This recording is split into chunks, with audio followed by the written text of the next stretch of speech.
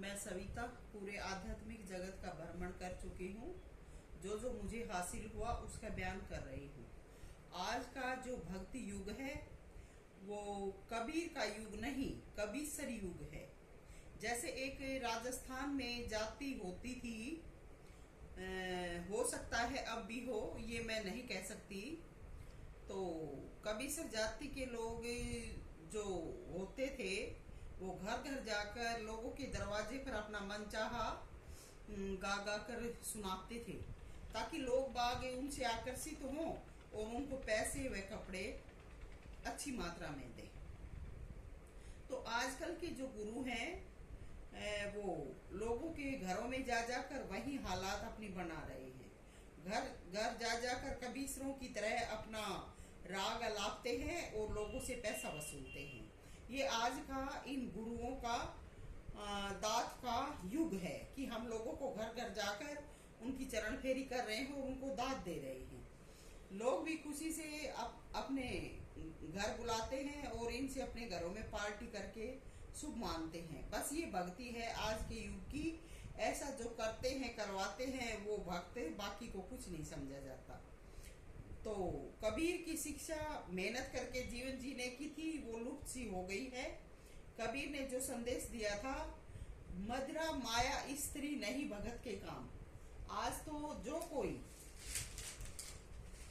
अपनी स्त्री को छोड़कर दूसरी अपनाते हैं वो ही भगत कहलाते हैं, क्योंकि इनकी तो इनके खोटे कर्मों की वजह से छोड़कर चली जाती है, तो दूसरी औरत को जो रखते हैं वो ही पूजे जा रहे हैं। ये भक्ति युग प्रारंभ हो चुका है। क्या बताऊं, एक हमारे राधा स्वामी के आश्रम में आई थी, तो मेरा उन दिनों में अच्छा जीवन था। अब लोग हर प्रकार के आते हैं, हर जगह आते हैं, कुछ एक शिक्षा लेके संभल जाते हैं, अच्छे बन जाते हैं, कुछ के हमारे सुखों को देखकर और भी बिगड़ जाते हैं। तो वो आई थी आश्रम में, मेरी सेवा की ड्यूटी थी। मैंने उसको सफाई के लिए बोल दिया, मुझ पर हावी हो गई। चाल से मुझे चिढ़ाने के लिए गुरु की गाड़ी में बैठ बैठ कर चलने लगी, रो पीट कर वहां पर अपने जलूस निकालने शुरू कर दिए। तो फिर वो चाल से गुरु की गाड़ी में बैठ बैठ कर चलने लगी। अब ऐसी ऐस और कहाँ, जो आदमी उसका था वो आश्रम में पड़ा रहता। अब धीरे धीरे उसकी कौन कदर, वो आदमी शर्म का मारा, जब उसकी हकीकत का पता लगा तो वो मर गया। और वो मर गया या उसने छोड़ दिया। परमात्मा ने देखा कि इसने किसी भगतनी के जीवन को बिगाड़ने की कोशिश की है, तो परमात्मा ने भी उसके जीवन में कठोरता अपना दी। उसने उस आदमी को छोड़ दिया। अब भगतनी बन गई। पहले डोंगी गुरु के प्यार का किया, अब फिर दोबारा शादी कर ली और सेवा का कोई नामो निशान नहीं। आश्रम में रहना, आश्रम की कमाई में मकान बनवाना और सब खर्चा आश्रम के पैसों में उठवाना। एक पति को मरवा डाला, दूसरा करके घूम रही है और स्टेज पर सबसे ऊंची बन के सभी को लुभा रही है। क्या जो आराम का खाती हैं उन्हीं के केस ज्यादा लंबे लंबे होते हैं। मेहनत करने वालियों को अगर आखिरी वक्त में कुछ अच्छा हासिल हो जाता है, खा के वो केस कुछ बढ़ भी जाए, तो उनको कहाँ समय मिलता है। तो दिन रात आराम का खाए, वो लटा लंबी लंबी पड़ी पड़ी के आश्रम में बढ़ गई। अब दिन रात उन केसों को दिखा दिखा के मटक मटक के चलती है। बस ये भक्ति है आजकल की ऐसी ऐसी भक्तनी पैदा हो गई हैं, तो हमारे जैसों का कहाँ स्थान है। बेचारी भक्ति भगत औरतें या ध्यान करने वालियों की कहाँ पर जगह है। इन्हीं का आजकल बोलबाला है। फोटोग्राफर भी इन्हीं के फोटो, क्योंकि इन्हीं का लुक आज अच्छा आता है, यही अच्छा अच्छा लुक बनाती हैं अपना। तो फोटोग्राफर भी इन्हीं को स्टेज पे सबसे आगे दिखाना चाहते हैं, दिखाते हैं, ताकि उनके कैमरे की सफाई की बड़ाई हो। तो इन्हीं का आजकल युग है। तो भगत औरतें तो चुप रहती हैं, किसी को कुछ नहीं कहती।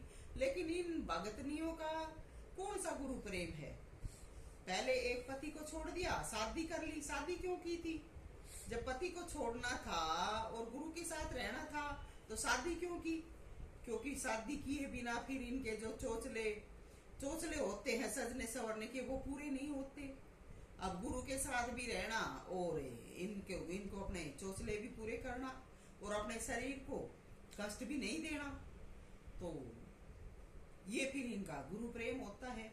कभी सफेद रंग के कपड़े पहनती हैं, विधवा बन जाती हैं, लोगों को अपना दुख दिखाने के लिए। दूसरे ही पल जब थोड़ा बहुत इनको सुख मिलता है तो फिर से ये मॉडर्न लुक में आ जाती हैं। तो हम जो भक्त जन हैं वो चुप रहें तो परमात्मा हमें मारता है, और अगर हम कहते हैं तो ये रंडिया हमारी दुश्मन होती है। तो हम क्या करें? दुनियादार तो बेचारे अपना कमाते खाते हैं, अपने जीवन में जितना बनता है उतना नाम भी बचते हैं और अपना कमाते खाते हैं, मेहनत करते हैं। कम से कम दुनियादार ऐसे अभी तो नहीं है। ये सत्संग में आने वाली अपने केस भी रंगवा लेती हैं और फिर इनके सन फला फला के फिर घूमने भी लगती है। तो ये कौन से गुरु की, कौन से परमात्मा की भक्ति करती हैं कि एक पल में तो ये विधवा हो जाती हैं, दूसरे पल में सुहागन होके बैठ जाती हैं। तो मैं तो ये बातें अपने अपने दिल के दुख को मिटाने के लिए भी कहती हूँ, और दुनिया में भी इन सब बातों को का ये असर दिखा रही हूँ कि अगर भक्ति नहीं कर सकते तो कम से कम अपने घरों में रह के अपना अच्छा तो जीवन जिए। ऐसी ऐसी भक्ति से न भगवान खुश है न भक्त खुश है। इन्होंने तो भगवान और भक्त दोनों के ही नाक में दम कर रखा है, दोनों को ही रंडिया उजाड़ना चाहती हैं। ये इनकी कोई जिंदगी नहीं है। तो दुनिया तो बेचारी नादान वैन बिग है, हम इन दुनिया से क्या कहें। तो सविता धरा पर बेहाल। सविता दिल्ली से अमेरिका पहुंच गई और अमेरिका में पहुंचने पर समय बदल गया, मौसम बदल गया, रहन सहन बदल गया। अब सविता को दोबारा से दिल्ली बुला के और पैरों में झुकाना चाहते हैं क्या? देखो इन मूढ़ों के हिसाब है इनका दिमाग। अब मालिक ही निदान करे। और ऐसी ऐसी भगतनियों की जो गत होती है वो मैं अपनी आंखों से देखी हुई बयान कर रही हूँ। अगर मैं अपने ज्ञान के अनुसार दिखाऊं तो क्या पता जो भगत बन रहे हैं वो मुझ पे विश्वास करे नहीं करे। लेकिन एक दिन की बात है, अपनी सफाई देने के लिए फिर गुरु के साथ जोधपुर के जंगल में पहुंची ताकि मैं देखकर उसको जलूंगी। गई सविता को भंग करने के लिए। वो आजकल की जो जीप चली हुई है, कौन सी जीप थी है वो? सफारी। सफारी नहीं, एक दूसरी चल रही सही। थार। थार। हाँ, थार वाली गाड़ी जो चल रही है वो गाड़ी ली। 2-3 जोधपुर और भी संगत साथ थी। जोधपुर ना तो सारिस का।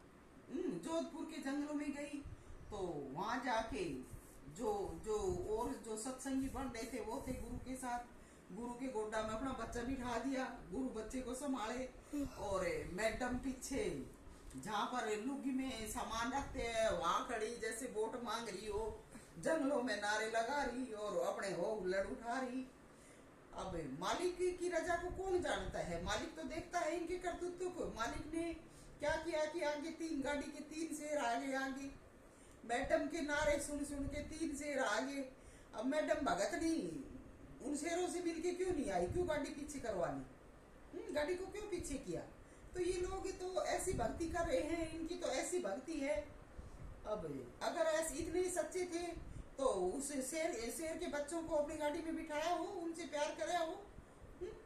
तो परमात्मा आजकल का तो ये भक्ति युग है। अब मैं क्या कहूँ, आप मालिक ही करे निदान और आप परम पुरुष परम पिता ही करे आगे का चलान। अब आप ही बताएं कि हम किसके पैरों में नमन करें?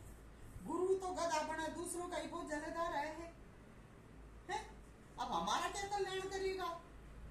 अब हम किसके किसके पैरों में नमन करें? हमने तो गुरु, एक आजाद गुरु का नाम लिया था ताकि वो हमारी सहज में मुक्त करे। अब गुरु ने अपने साथ में वो बच्चे पाल लिए हैं। अब वो बच्चे अगर सेवक होते तो हम मान लेते ये सेवादार है।